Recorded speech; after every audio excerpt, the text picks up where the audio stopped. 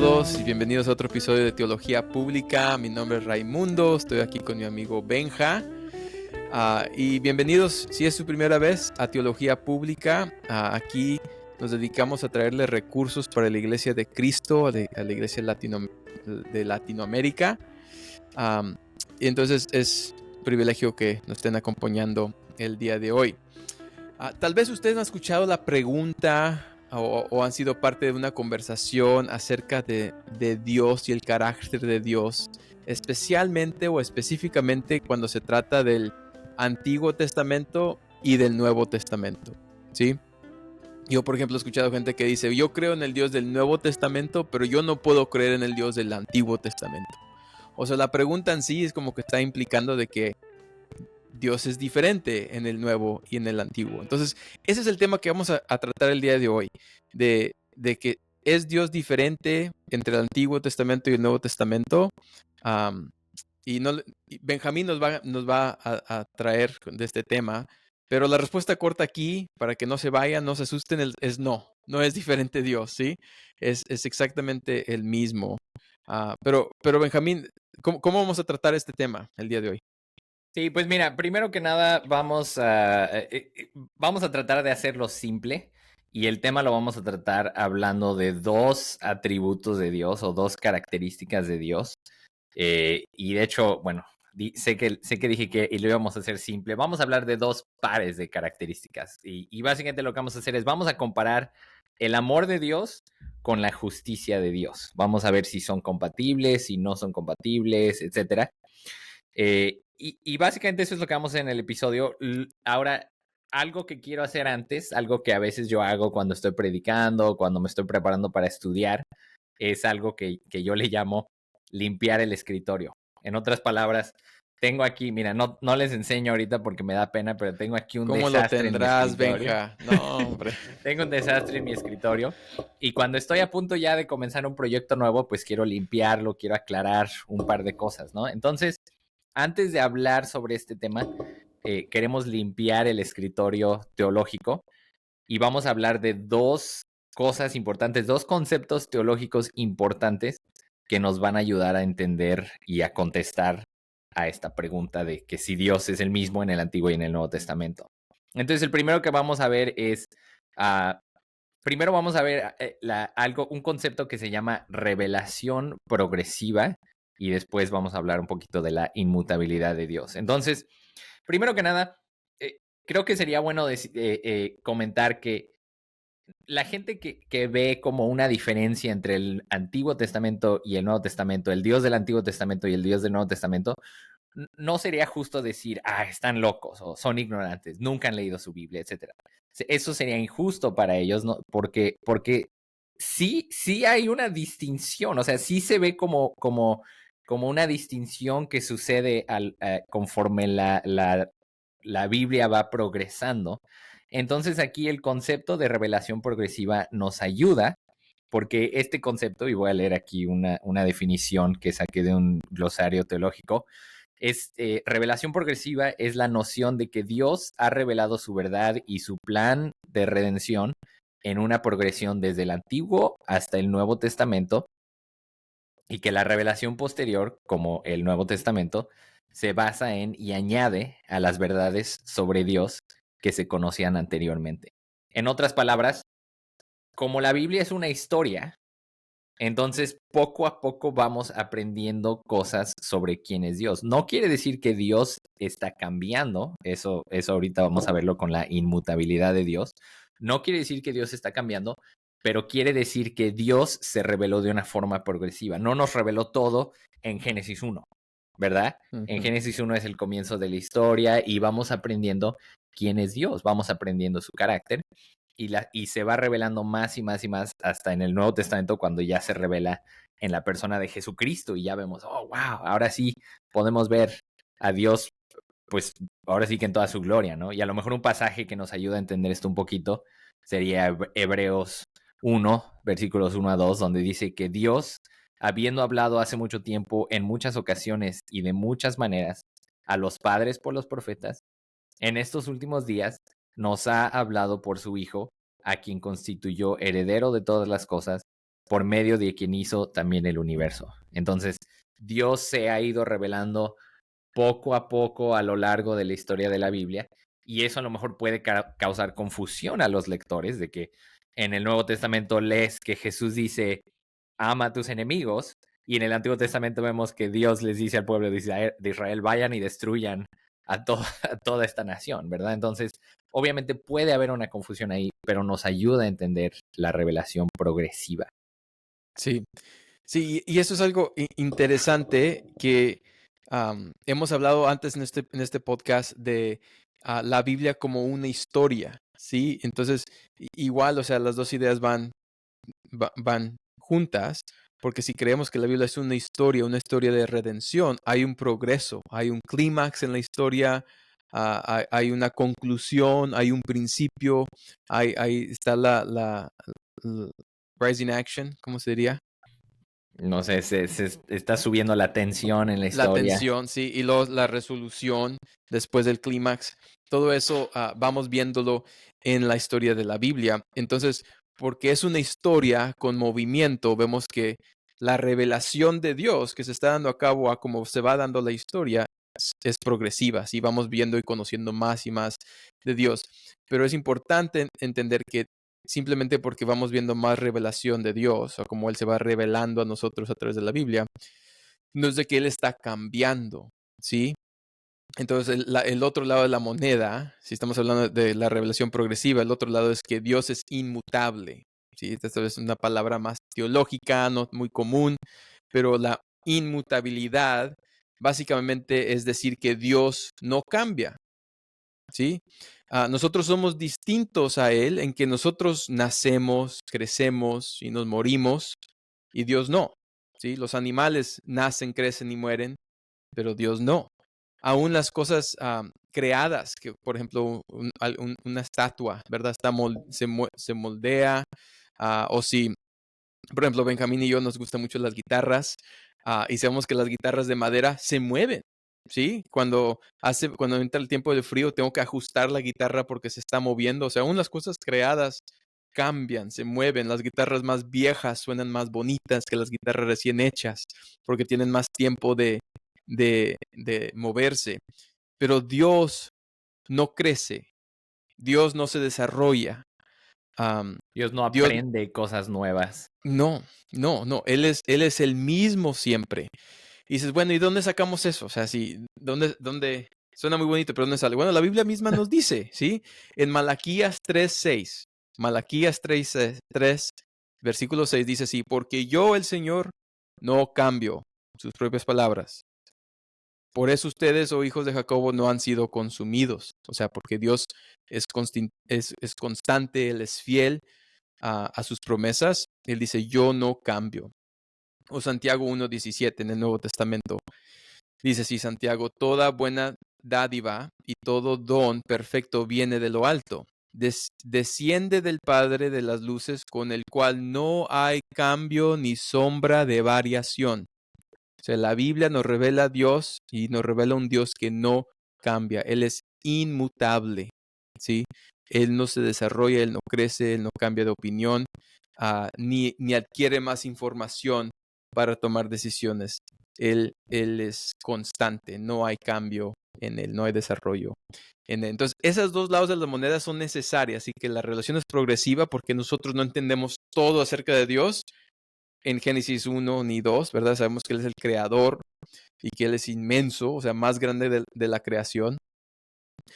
Pero vamos viendo el carácter de Dios a través de la Biblia y ese carácter no cambia. O sea, esas características de Dios nomás se revelan en distintas formas a través de la Biblia, pero esas características son las mismas características. ¿Sí? Él no ha acumulado algunas en el Antiguo Testamento y dejado otras en el Nuevo Testamento, sino que son las mismas, nomás que se revelan de distintas formas en el Antiguo y en el Nuevo Testamento.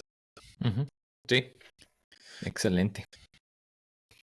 Y entonces, vamos ya entendiendo eso un poquito, ahora sí vamos a ver la fricción aquí, ¿no? Porque, por ejemplo, tú decías, Benjamín, que vamos a ver el amor y la justicia, ¿cómo dijiste? El Sí, amor sí, el y amor o la la misericordia de Dios misericordia. comparados con la ira y la justicia de Dios. Sí, Sí, entonces entonces, dale. vamos primero a hablar del amor y la misericordia de Dios, ¿no? Estamos hablando básicamente de lo que serían atributos de Dios, ¿no? Características que Dios tiene. Y a lo mejor algo importante ahí para recalcar es que eh, todos los atributos de Dios siempre están presentes al 100% en Dios, ¿verdad? No quiere decir que Dios es 50% amor y 50% justicia, o 75% amor y 25% justicia. No, Dios es 100% amor, Dios es 100% justo, 100% santo, etcétera, etcétera, ¿no? Entonces, primero hablemos del amor. Y es común que personas que a lo mejor están batallando, o a lo mejor personas que tienen cierto escepticismo hacia la Biblia, digan que Jesús, o que el Dios del Nuevo Testamento es un Dios de amor, un Dios de perdón, un Dios de misericordia, pero el Dios del Antiguo Testamento como que siempre está enojado o está castigando a todos, ¿no? O está matando a las personas. ¿Y Entonces, primero, por qué pensaría así una persona? O sea, ¿por qué pensaría que Dios del Antiguo Testamento está enojado? O sea, ¿de dónde pues sacan eso? porque hay muchos pasajes en el Antiguo Testamento donde se muestra la ira de Dios, ¿no? Donde Dios, por ejemplo, Dios le dice al pueblo de Israel que, bueno, desde el principio, o sea, vemos cuando, cuando Dios envía a, a, a Moisés a Egipto. De hecho, hace poquito estaba viendo la película del Príncipe de Egipto con mis hijos. Tenía muchísimos años que no la veía, pero algo que se me hizo muy curioso es que ponen a Moisés. Me gusta la película en general, pero algo que noté que no había notado antes es que Moisés se siente triste por el juicio que Dios envió hacia Egipto. Y, casi, casi como que ponen a Moisés como un poquito más misericordioso que Dios, ¿no? Y porque sí vemos que es un juicio muy severo contra Egipto, especialmente cuando va y mata a todos los primogénitos de Egipto, luego cuando ahoga al faraón, eh, luego cuando Dios le dice al pueblo de Israel que entren a la tierra prometida y destruyan a todas las naciones que están ahí adentro. O sea, es difícil de entender. Es difícil de entender. Por eso digo que no queremos decir que los que notan estas cosas están locos. Sí hay cosas difíciles ahí en la palabra de Dios, pero creo que nos ayuda a entender que Dios es inmutable, que hay una revelación progresiva para entender esto. Pero primero que nada quiero que veamos, ahorita ya hablamos un poquito del juicio, pero quiero que veamos que Dios en el Antiguo y en el Nuevo Testamento es un Dios de misericordia. Cuando el Señor, cuando Yahvé, después de que Moisés rompió las tablas de los 10 mandamientos porque bajó de la montaña y el pueblo estaba adorando a otro Dios, Dios en su misericordia le dijo a Moisés que subiera otra vez y que ahora él iba a escribir la ley en las tablas. Y fíjate cómo le dice Dios a Moisés, cómo se describe Dios a sí mismo. Dice en Éxodo capítulo 34, versículo 3. Entonces el Señor por delante de él, perdón, entonces pasó el Señor por delante de él y proclamó, esto fue lo que Dios dijo, el Señor, básicamente es su nombre, ¿no? Yahweh, Yahweh, Dios compasivo y clemente, lento para la ira y abundante en misericordia y verdad, que guarda misericordia a millares o a miles de generaciones y que perdona la iniquidad y la transgresión y el pecado. Así es como se describe Dios. Ahora, hay otra parte, ¿no? Que ahí ya es más la justicia de Dios, pero dice que no tendrá por inocente al culpable, que castiga la iniquidad de los padres sobre los hijos y sobre los hijos de los hijos hasta la tercera y cuarta generación. Pero incluso ahí vemos que cuando Dios que describe su misericordia, dice que Él guarda misericordia hasta la milésima generación, hasta la generación 1000. Entonces está diciendo, soy un Dios de misericordia. Y lo vemos, este no es el único pasaje, hay muchísimos, pero solamente escogimos poquitos para que el episodio no durara tanto. Pero vemos que a lo largo de todo el Antiguo Testamento, Dios es un Dios misericordioso. Dios es un Dios que tiene misericordia, que es paciente y que le da tiempo a las personas para que se arrepientan. O sea, incluso con Faraón.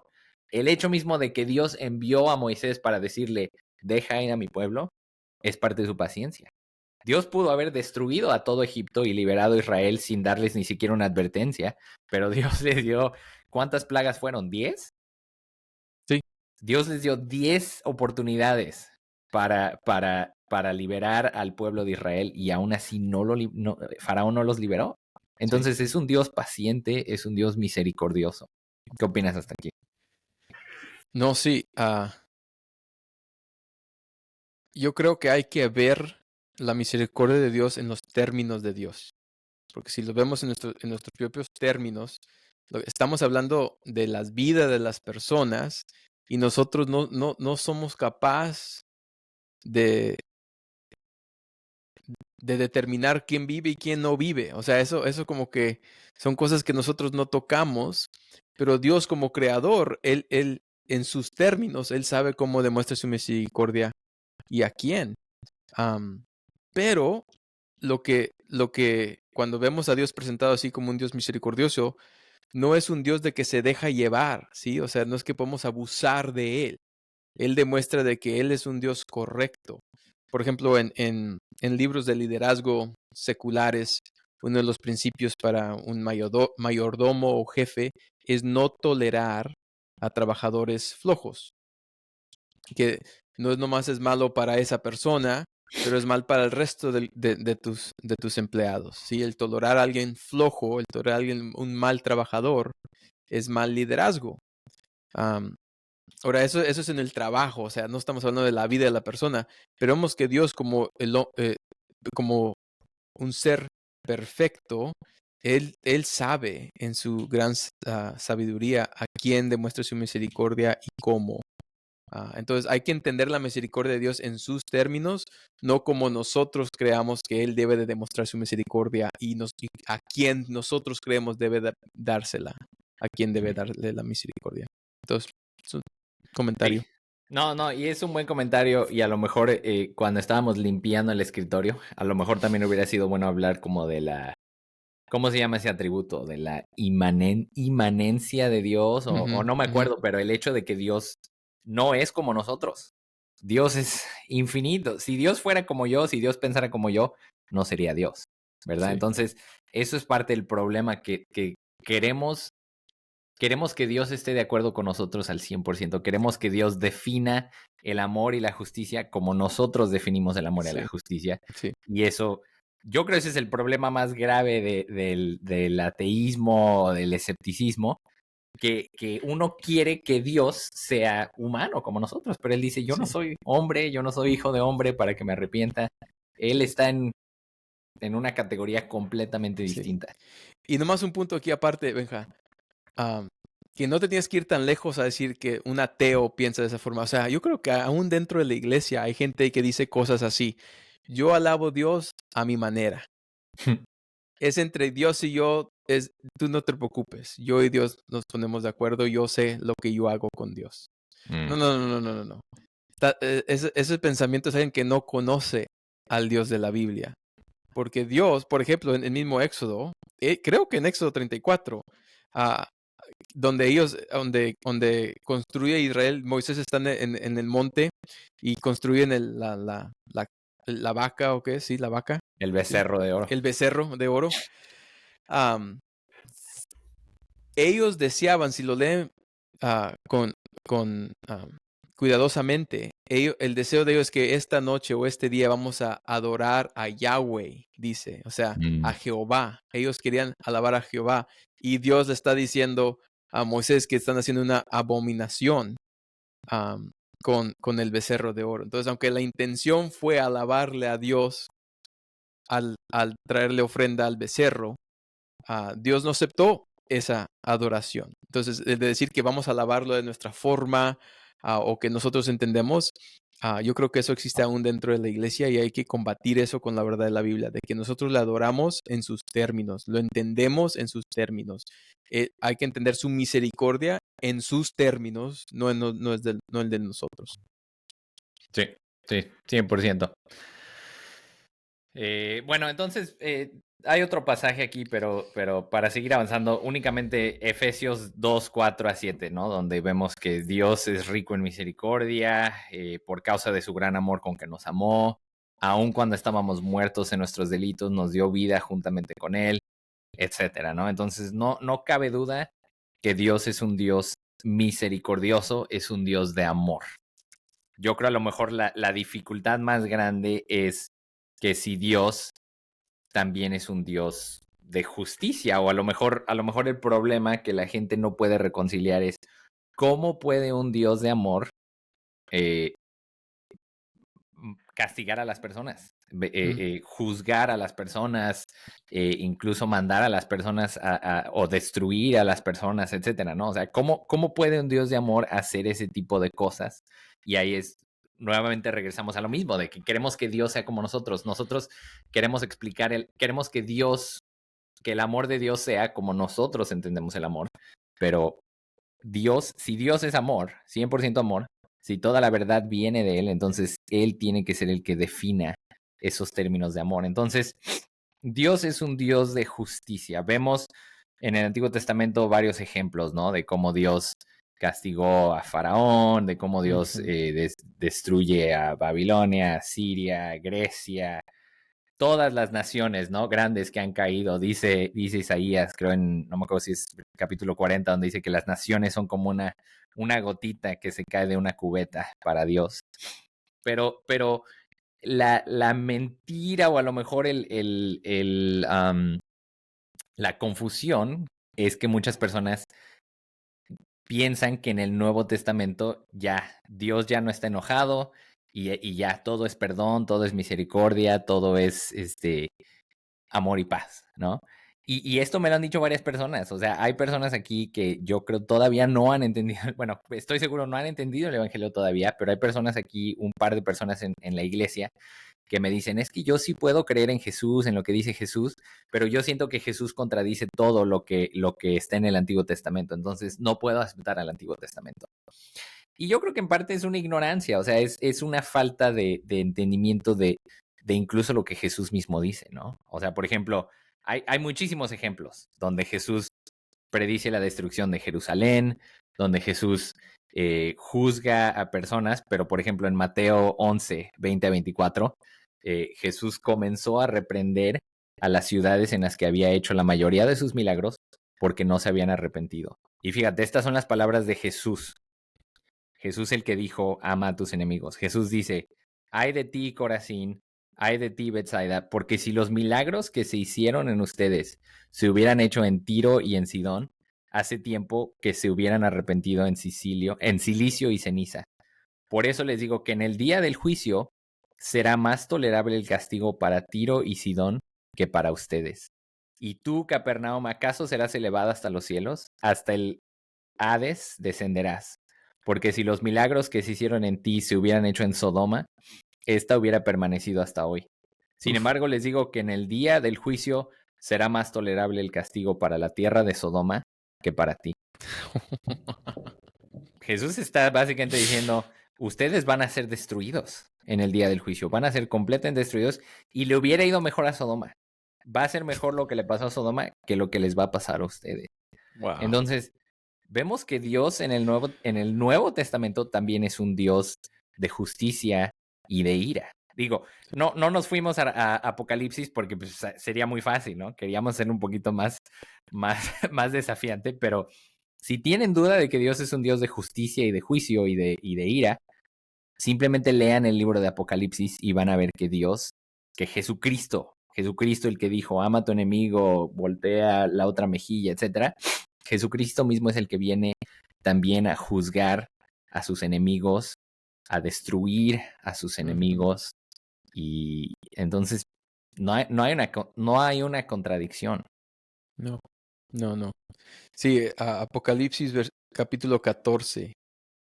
Si tienen tiempo, lean el capítulo 14. Ahí se van a dar cuenta que Dios y Jesús, que está presente ahí en el capítulo 14, está trayendo la ira de Dios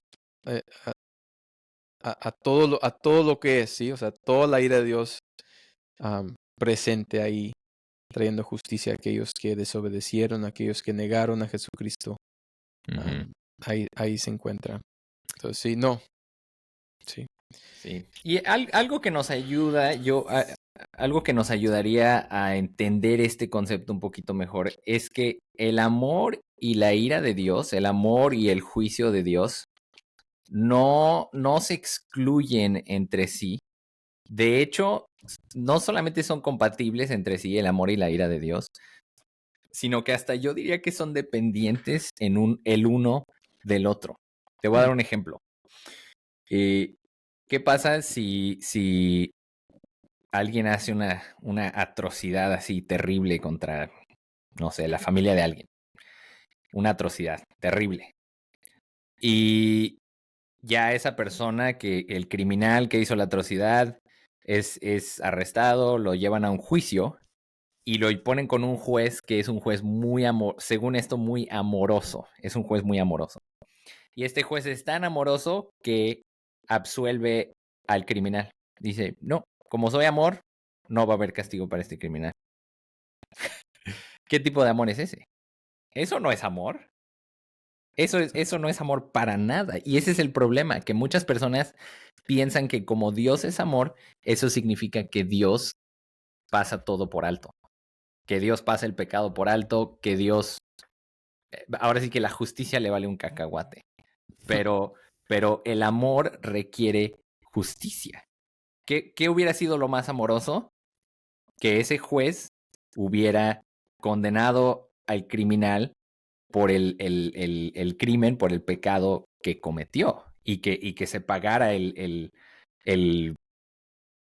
castigo por el pecado, ¿no? Entonces Dios es justo y como se describe a sí mismo, no pasará por alto, no tendrá por inocente al culpable, castiga la iniquidad. Entonces, para que Dios sea amor, también se necesita que Dios sea justo. El amor y la justicia de Dios son compatibles. Ahora, aquí es donde viene un punto importantísimo. Aquí es un punto que aquí es donde vemos la misericordia de Dios tan grandemente. Dios no va a pasar por alto la injusticia. Dios castiga toda la injusticia. Pero la misericordia de Dios viene en que en lugar de castigarnos y darnos el juicio que merecemos, Él envió a Jesucristo, Dios mismo, en la segunda persona de la Trinidad, Jesucristo, vino y tomó el castigo que tú y yo merecíamos, tomó el castigo que todos merecían y sufrió el castigo sobre sí mismo. Nuestro pecado, nuestra injusticia, todo lo malo que hemos hecho, le fue imputado, le fue puesto encima de él en la cruz. Y cuando él murió en la cruz, estaba absorbiendo sobre sí mismo toda la ira de Dios que nosotros merecíamos. Sí. Esto es la misericordia de Dios. La misericordia de Dios no es que Dios pasa por alto los pecados y que pasa por alto la injusticia.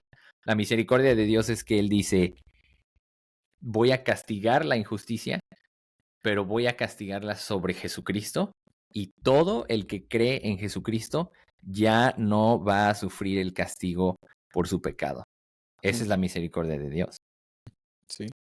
Sí, vemos en el Nuevo Testamento, sí, o sea, para que quede claro que esto es lo que se presenta. O sea, lo podemos ver esa ira de Dios en el Antiguo, pero también lo vemos en el Nuevo Testamento. En Juan 3:36 dice así, el que cree en el Hijo, hablando de Jesús, tiene vida eterna. Pero el que no obedece al Hijo no verá la vida, sino que la ira de Dios permanece sobre él.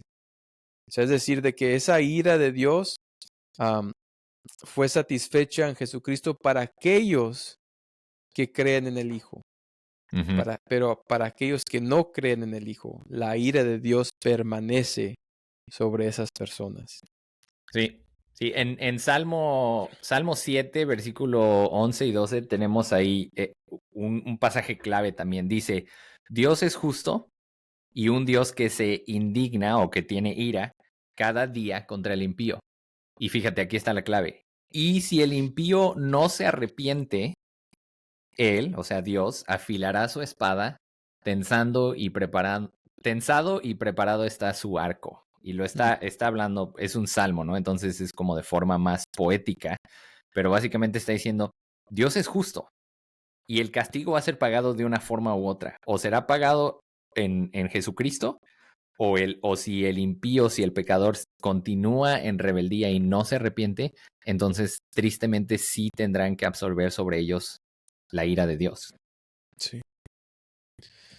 Sí, y es sí, solo un pensamiento aquí pastoral, o sea, hablando de la ira de Dios y el sacrificio de Jesús. Am, la verdad es que hay que quedarnos admirados del amor de Dios demostrado en la cruz. O sea, a la misma vez que vemos el juicio de Dios, vemos el amor de Dios, porque esa ira que le pertenecía a nosotros fue dada a Jesús. Jesús en el jardín de Getsemaní dice, si es tu voluntad que pase esta copa de mí. Y preguntando de esa copa, o sea, ¿qué copa es? Bueno, en el contexto vemos que está hablando de la cruz, pero ¿por qué usa la palabra copa? En Apocalipsis capítulo 14, versículos 10, encontramos esa misma copa. Escuchen aquí, este es Apocalipsis 14, versículo 10. Él también beberá del vino del furor de Dios, o sea, o de la ira de Dios, que está preparado puro en la copa de su ira. Será atormentado con fuego y azufre delante de los santos ángeles y la presencia del Cordero.